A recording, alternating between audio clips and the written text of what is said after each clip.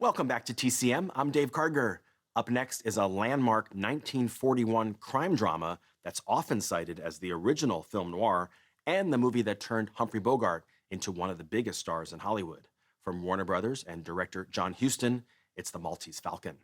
Bogart plays Sam Spade, a hard-boiled private detective who's hired by a beautiful woman, played by Mary Astor, to help her find someone who's gone missing.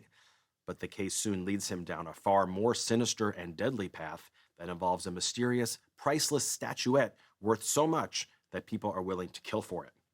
The Maltese Falcon was based on a novel by Dashiell Hammett and was adapted for the screen by John Huston.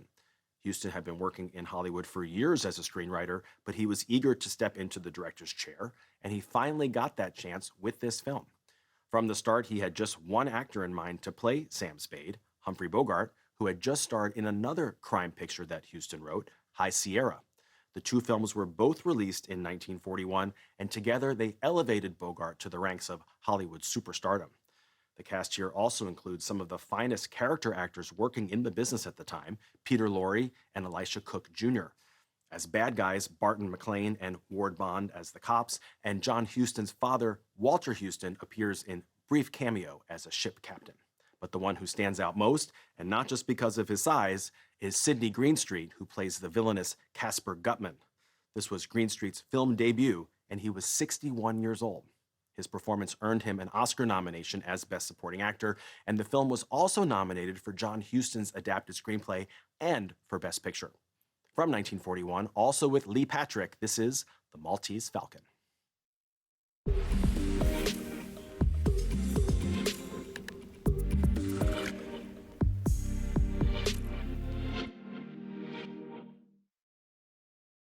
Sidney Greenstreet made his film debut in The Maltese Falcon at the age of 61.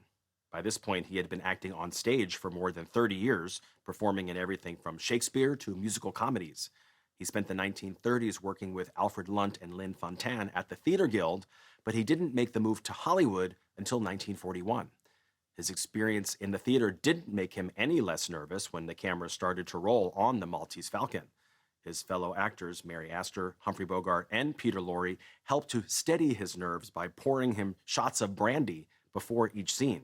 It must have worked because Greenstreet delivered one of the most memorable performances of his career and earned an Oscar nomination. John Huston was nominated for his adapted screenplay, and he was also nominated that year for co-writing the original screenplay for Sergeant York. He ultimately received a total of 14 nominations for his work as a writer, director, and actor, and he won twice for writing and directing The Treasure of the Sierra Madre. Up next, it's time for this week's 2-for-1 double feature. Ben Mankiewicz welcomes Adam Shankman, who has chosen two classic comedies with plot points featuring men in drag.